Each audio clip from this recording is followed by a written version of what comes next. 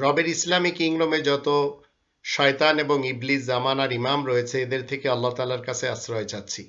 সম্মানিত দর্শকবৃন্দ, আপনাদের সকলকে জানাই সালাম আলাইকুম।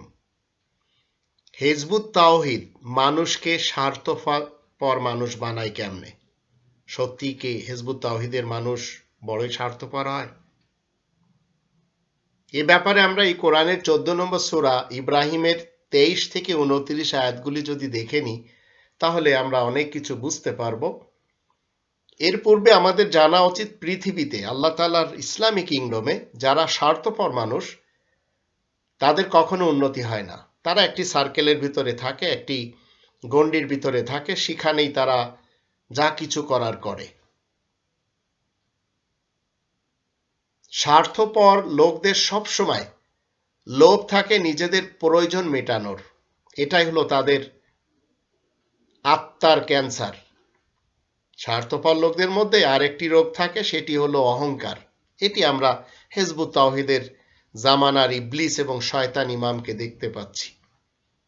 এদের জীবনে দৌলত বৃদ্ধির এত বেশি নেশা থাকে যে নিজেদের স্তূপ করা দৌলত কিংবা জায়গা জমি ভোগ করতে এদের জীবনে পারে না, ভোগ করে যেতে পারে না। যেমন আমরা দেখতে পাচ্ছি আমাদের দেশের অনেক সাংসদ, অনেক মন্ত্রী, অনেক এমপি মারা গিয়েছে, কিন্তু লুটপাট করা অর্থ তারা নিজেরা ভোগ করতে পারেনি। যেমন ধরুন 2020 সালে চলে গেল সেই স্বাস্থ্যমন্ত্রী নাসিম। দেশের টাকা লুটপাট করে পাঠিয়ে দিয়েছে কোথায়? আমেরিকাতে তার ছেলের কাছে। আর সবচেয়ে বড় ডাকাত হচ্ছে সজীব অজের জয়। দেশের অর্থ সম্পদ লুটপাট করে নিয়ে সেখানে একাধিক বাড়ি তৈরি করেছে।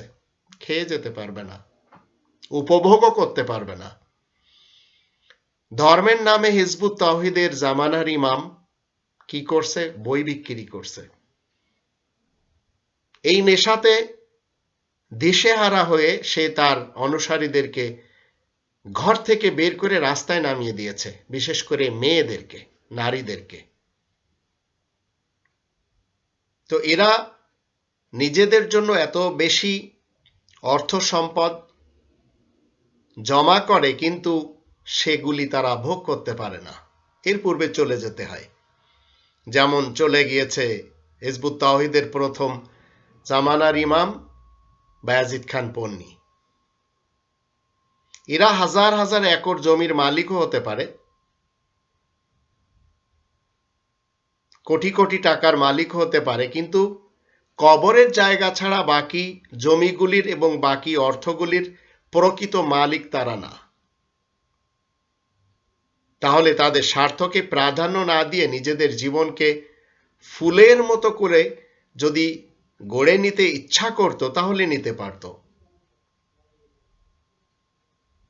ফুলের বাগানে যদি আপনি আমি যাই তাহলে ফুলের বাগানের কাছে যে যদি আমরা দাঁড়াইও সেখানে কিন্তু সৌরভ আসে, খুশবু আসে, মানুষ আনন্দ পায়।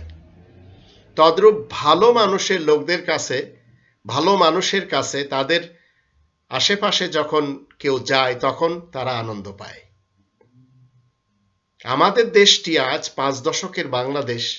দুঃখের বিষয় হলো যত নেতা নেত্রী এবং কর্মী আমরা পেয়েছি, বিএনপির হোক অথবা আওয়ামী লীগের অথবা এই দুই দলের সাথে যারা জোট করেছে, এদের কারোর কাছে যে দাঁড়ালে সৌরভ আসে না, গন্ধ বেরোয়। তদ্রূপ যারা ধর্মজীবী করে খাচ্ছে আমাদের দেশে, আপনি যদি চরমোনাইকে পছন্দ না করেন আর যদি সেখানে যান তাহলে তারা আপনাকে দেখে কপাল কুঁচকাবে। হিজবুত তাওহীদকে আপনি যদি পছন্দ না করেন এবং তার ইমামের সাথে দেখা করেন, তার কপাল কুঁচকাবে। সেও অসহ্য বোধ করবে, আপনি নিজেও অসহ্য বোধ করবেন। তদ্রূপ আপনি ধর্মের যত স্টেশন রয়েছে, ছোট ছোট ধর্মের, আপনি সুন্নি মুসলমান হলে শিয়া মুসলমানদের কাছে যে আনন্দ পাবেন না, শিয়া মুসলমান হলে সালাফি মুসলমানদের কাছে আনন্দ পাবেন না। কিন্তু আমি রবের ইসলামী কিংডমের একজন মুসলিম নাগরিক। কোরআনের 64 নম্বর সূরা আত-তাগাবুনের 2 নম্বর আয়াতে আল্লাহ বলেন, হুয়াল্লাযী খালাকাকুম ফামিনকুম কাফিরুন ওয়া মিনকুম মুমিন। সেই সত্তা তোমাদের সকলকে সৃষ্টি করেছেন, তোমাদের মধ্যে কেউ মুমিন রয়েছে, কেউ কাফের রয়েছে। তো আপনার আমার সামনে রবের ইসলামী কিংডমে দুইটি পথ রয়েছে, একটি কাফেরদের পথ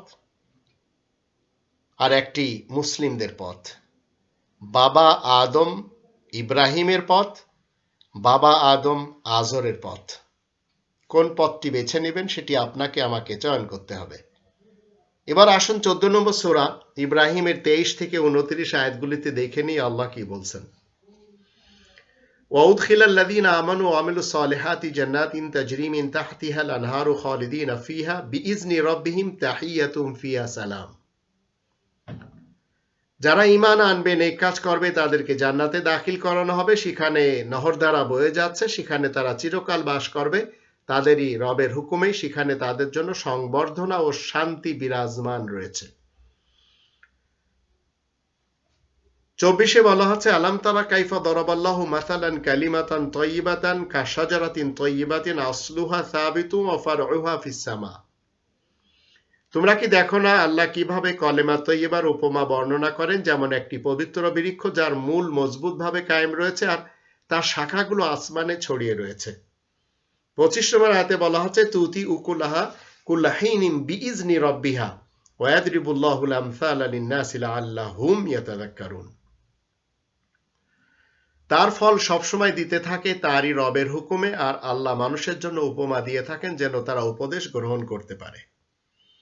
26 নম্বর আয়াতে বলা হচ্ছে, ওয়া মাসালু কালিমাতিন খাবিসাতিন কাশাজারাতিন খাবিসাতিন ইজতুসাত মিন ফাওকিল আরদ মা লাহা মিন করার। আর খবিস কলেমার উদাহরণ যেন নাপাক বৃক্ষের মতো, যা মাটির উপর উপড়ে ফেলা হয়, তার কোনো স্থায়িত্ব থাকে না। ইসাব্বিতুল্লাহু আল্লাযীনা আমানু বিল কওলি সাবিতি ফিল হায়াতিদ দুনিয়া ওয়া ফিল আখিরাহ ওয়া ইউদিল্লুল্লাহু আয-যালিমিনা ওয়া ইয়াফআলুল্লাহু মা ইয়াশা। আল্লাহ তাদেরকেই স্থায়িত্ব দান করেন যারা এই পার্থিব জীবনে স্থায়ী বাণীর প্রতি আস্থাবান, আর আখেরাতের ব্যাপারে যারা ঈমানদার। আল্লাহ জালিমগুলোকে বিভ্রান্ত করেন, আল্লাহ তাই করেন যা তার ইচ্ছা হয়।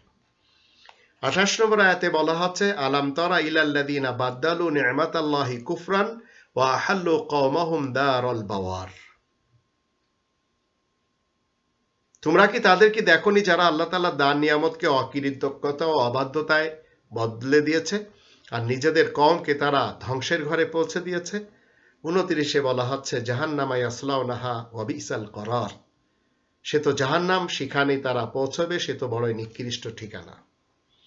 এখন মানুষকে স্বার্থপর বানাচ্ছে হিজবুত তাওহীদের জামানার ইমাম, আর সে নিজের বইগুলি বিক্রি করাচ্ছে মানুষকে ঘর থেকে বের করে নিয়ে এসে। এই স্থায়ী কলেমার উপরে না তার বিশ্বাস রয়েছে, না স্থায়ী কলেমাকে প্রমোট করছে তার জীবনে কিছু পয়সা ধরার জন্য। এই তার এবং তার শ্বশুরের লেখা ছোট ছোট খুদে বইগুলি, যেগুলি পড়লেই একজন মানুষ অহংকারী হয়, একজন মানুষ সে গর্ব করতে থাকে আর বিপরীত লোকদেরকে ঘৃণা করতে থাকে। তাই এই স্বার্থপর মানুষদের থেকে আপনাকে আমাকে দূরে থাকতে হবে। কোরআনের বাণী নিয়ে আপনাকে আমাকে রবের ইসলামী কিংডমে মুসলিম হয়ে জীবন কাটাতে হবে, যদি পরকালে নাজাত চাই, অন্যথায় না।